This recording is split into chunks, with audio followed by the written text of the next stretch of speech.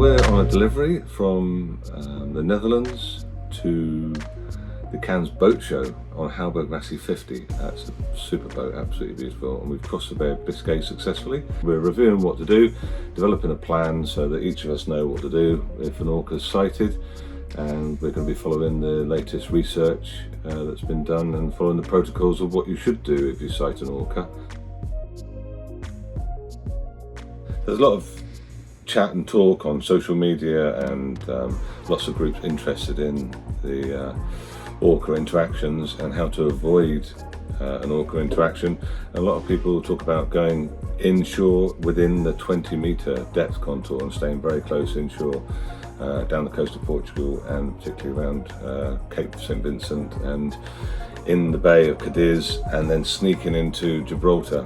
It's obviously been quite effective for a lot of people. They're saying that the orcas feed further out, but it's a hard thing to do, particularly on delivery with a big boat. There's lots of netting down there, and we're thinking about going further out, so staying as far out as we can, just inside the traffic separation schemes that go around the capes, and staying in the deep water into 1,000 metres.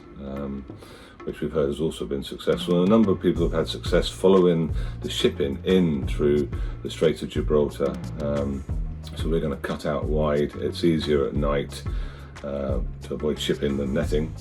So we're going to do that, and we're going to try going to the deeper water, over 1,000 metres deep, and go straight in through the very trafficked route of Gibraltar. So I think most people have seen orcas. They're black and white, they're torpedo-shaped cetaceans with quite a blunt head. They have very tall triangular dorsal fins, especially in the males, which can be up to 2 metres high. In the female, they tend to be much more sickle-shaped, but those dorsal fins are very, very key to their identification. They live in family groups for most of their lives, between 2 to 30 individuals who move and swim and feed together. They're very sociable. They're very acrobatic, very energetic cetaceans, prone to leaps and tail lopping and slapping of the water and spy hopping, where they sit up and have a look around. They're quite difficult to spot from their blows. Their blows tend to be quite low and bushy and angled forward. So if you're seeing very blows from a long way away, chances are that they're not orcas.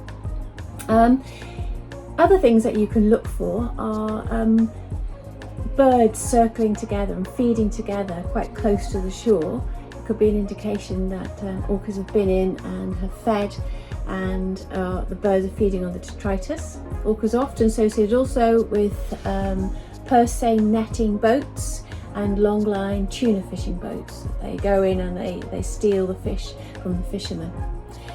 They can swim really fast, typically between 5 to 10 kilometres an hour, but up to 45 kilometres an hour if they're chasing something. So if you're in a boat and you're being chased, there's no point trying to outrun them because they're fast.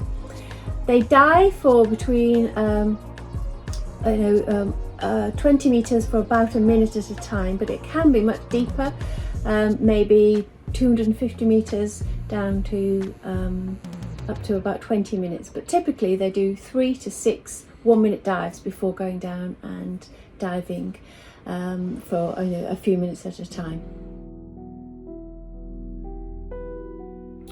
Yeah, there's lots of information you can get now. There's an app which is available to download through the app stores, which position the orca interactions and the sightings which you can contribute to with your sightings, or hopefully not your interactions with orcas.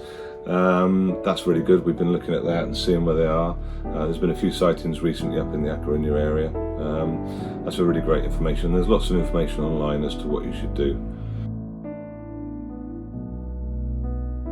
So what should you do if you are in an orca attack? The current advice is to slow the boat down by dropping the sails or turning the engine off, and also turning off the autopilot. Take your hands off the wheel and to steady yourself on the boat, because the attacks might be quite violent.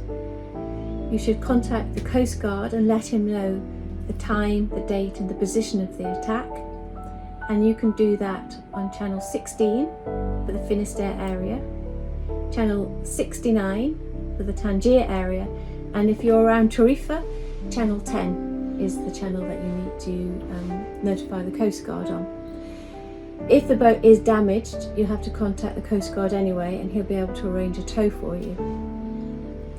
Although orca attacks can be absolutely terrifying at the time, it's important to remember that these are endangered species, and the use of pingers or bangers or any other equipment that might harm the animals is definitely not recommended.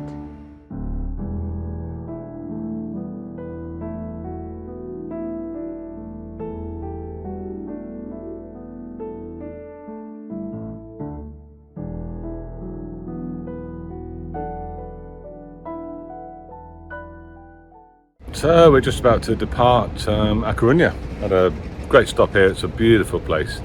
We've got our water we needed, and we've got our provisions for the next 4 days down the coast of Portugal and to Gibraltar. We've done a bit more orca research, and we think we've got a plan. Keep our eyes peeled, have a good watch, and let's hope we get to Gibraltar and report no sightings. If we do have any sightings, we'll hopefully get them on video and add to the information that's around from the research for the orcas. So fingers crossed. Here we go.